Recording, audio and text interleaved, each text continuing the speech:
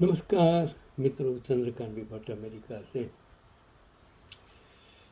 सब कुछ सीखा हमने, ना सीखी होशियारी।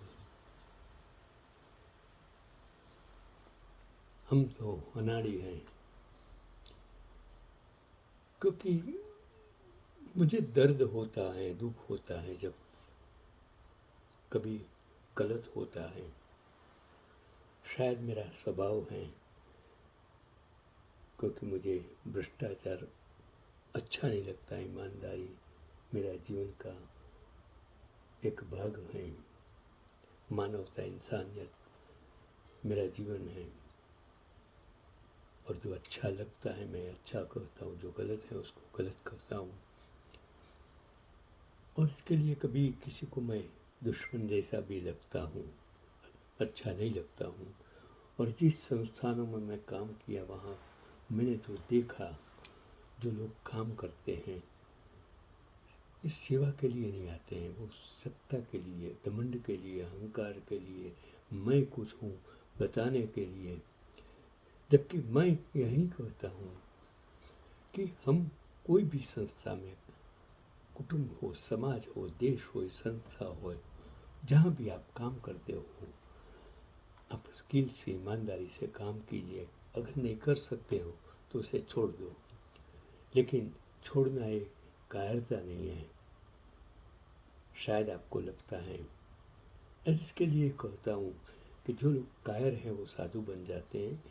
उसका मतलब ये नहीं कि हर साधु कायर होता है, क्योंकि कोई विवेकानंद भी होता है, कोई पूजालाल सोमेश्वर भट्ट भी होता है जो देश के लिए साधु बन जाता है। मेरे ही कुटुंब में मेरे ही दादा साधु थे, लेकिन सत्ता के लिए नहीं बने थे, देश के लिए बने थे। तो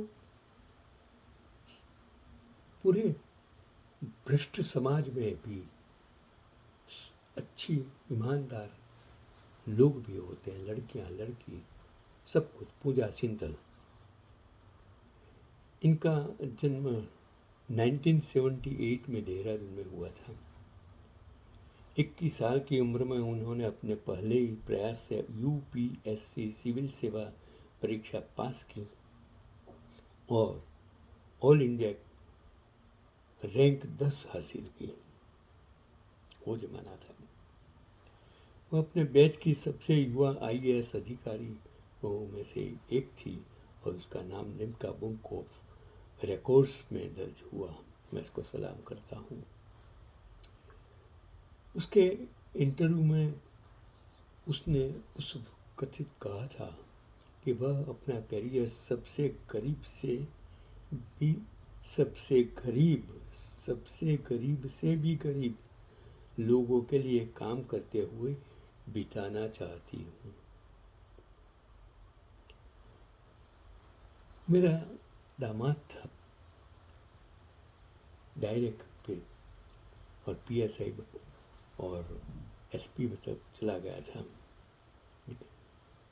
उसने मुझे कहा था कि मेरे पुलिस गुजरात की बात करता हूँ, वो सच बात कर। उसने कहा कि अंकल, मुझे ससुर ने पिता तुल्य समझता था। वो कहता था कि अगर मेरे डिपार्टमेंट में काम करना है तो हमको कोटेशन दिया जाता है कि इतना पैसा आपको इकट्ठा करके देना है, जानो। वो तो एक्सपायर्ड हो गया, मैं अच्छी बात नहीं करूँगा। साल 2000 में उन्हें नवगठित राज्य झारखंड कैडर में नियुक्त किया गया, जहां वह शुरुआती आईएएस अधिकारियों में से एक थी। उन्होंने धीरे धीरे नौकरशाही में ऊंचा स्थान हासिल किया। 2020 तक वह झारखंड की खनन सचिव बन चुकी थी, जो खनिज संपन्न राज्य में सबसे शक्तिशाली पदों में से एक है। जिस राज्य में समृद्धि है, खनिज है, जो राज्य पैसादार है, वो सबसे गरीब राज्य है। उड़ीसा हो, झारखंड हो, छत्तीसगढ़ हो, बिहार हो, जो भी राज्य हैं सब पिछड़े हुए हैं, क्योंकि वो राजकारणी, खनन माफियाओं और सत्ता में बैठे लोग, पुलिस तंत्र, जुडिशरी की मिली भगत थे। उसमें आज तो बिका हुआ मीडिया भी आ गया, जाने दो।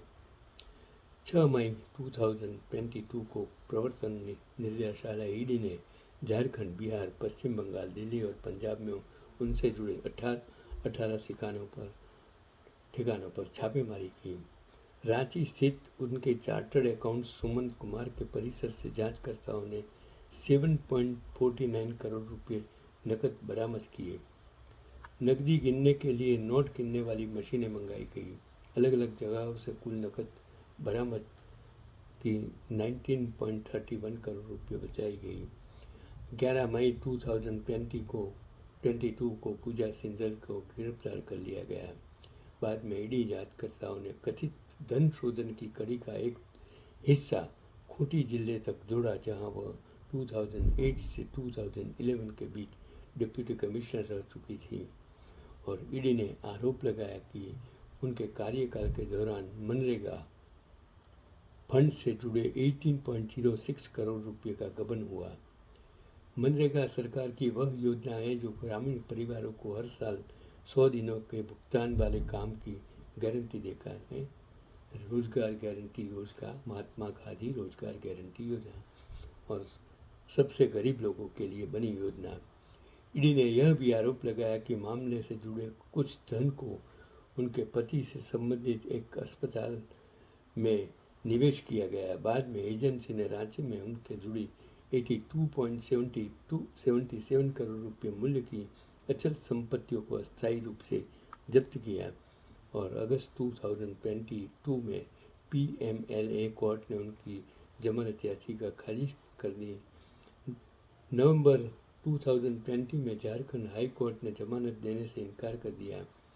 अप्रैल 2024 में सुप्रीम कोर्ट ने भी उसकी जमानत याचिका खारिज कर दी और कार्यवाही के दौरान सुप्रीम कोर्ट ने इसे असाधारण मामला बताया और कहा कि इसमें कुछ गंभीर रूप से गलत है। उन्होंने 28 महीने जेल में बिताए। 7 दिसंबर 2024 को एक विशेष पीएमएलए कोर्ट ने उन्हें जमानत दे दी। झारखंड सरकार ने उसी तारीख से उनका निलंबन वापस लेकर उसे बहाल कर दिया। ईडी ने उनकी बहाली का विरोध किया। पीएमएलए कोर्ट ने ईडी की उस याचिका को खारिज कर दिया जिसमें उन्हें सरकारी पद पर नियुक्त होने से रोकने की मांग की गई थी, यह कहते हुए कि यह अदालत के अधिकार क्षेत्र से बाहर है। जांच और मुकदमा अभी भी जारी है। 21 साल की उम्र में उन्होंने कथित तौर पर यूपीएससी बोर्ड से कहा था कि वह सबसे गरीब से गरीब लोगों के लिए काम करना चाहती हैं और ईडी के अनुसार जिन फंड्स के गबन का आरोप है वे ठीक उन्हीं लोगों के लिए थे,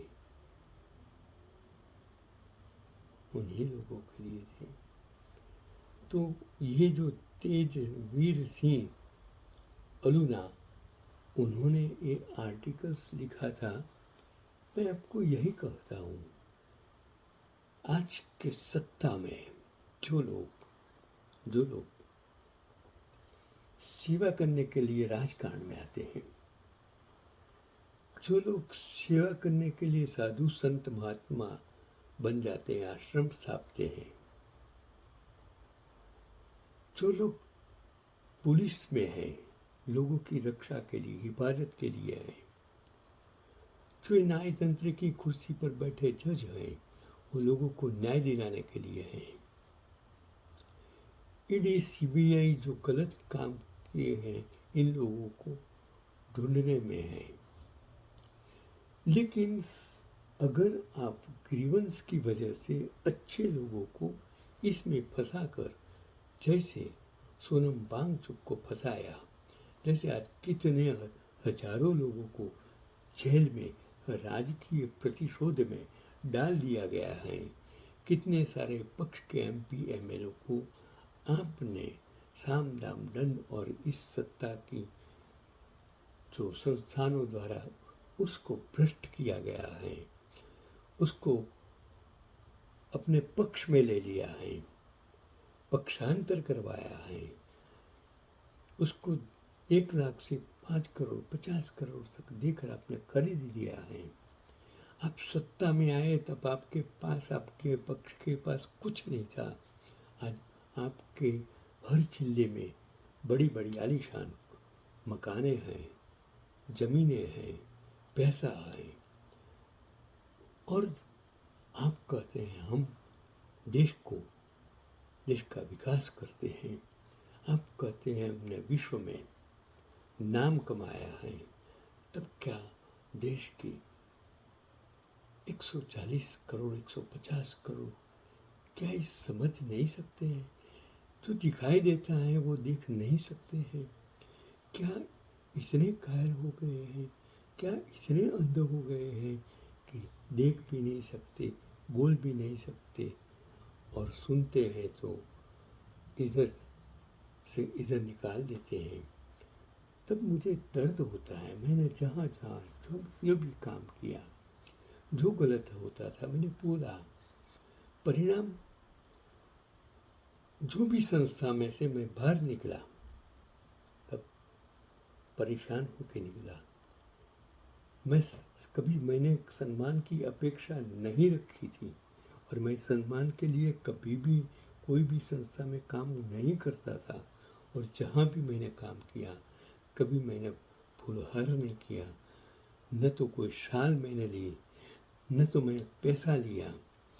मैंने खुद अपने पैसों से उस संस्थाओं में काम किया, और ईश्वर ने मुझे आज 82 साल की उम्र में भी ईश्वर ने सबसे बड़ी जो चीज़ दी वो मेरा स्वास्थ्य, मेरा स्वाभिमान, मेरी ईमानदारी से आज जहाँ भी रहता हूँ। कोई एक भी इंसान ये नहीं कर सकता है कि उसने 1 रुपये का गबन किया। वो ही और इसकी वजह से कि मैं इस दुनिया का सबसे बड़ा सुखी इंसान कह सकता हूँ। और ईश्वर ने हो या ना हो, मैं वही ईश्वर को मानता हूँ। वही ईश्वर की बदौलत मेरी ईमानदारी का फल मुझे बहुत कुछ है। मेरे पैसे की कभी ज़रूरत ही नहीं रही। इस अमेरिका में आया, 2008 में आया, आज तक मैंने मेरे खिस्से में $1 रखने की मुझे ज़रूरत नहीं हुई। यही आपके लिए पैगाम है। अगर मैंने पढ़ाया, ऐसे लड़कों को पढ़ाया जिसके पास कुछ नहीं था, पैसे नहीं थे, कपड़े नहीं थे, किताबें नहीं थी, वही मेरा इन्वेस्टमेंट है, यही मेरी मूड़ी है। और उन्हीं के आशीर्वाद से मैं आपके सामने ये वीडियो बनाकर पेश करता हूँ कि अपनी ईमानदारी कभी भी बेचना नहीं। ईमानदार बनो, अपनी वफादारी किसी को बेचना नहीं, कभी गद्दारी मत करो। देश आपका है, उसको सलाम कीजिए, उसको वफादार दीजिए। यही आज का पैगाम।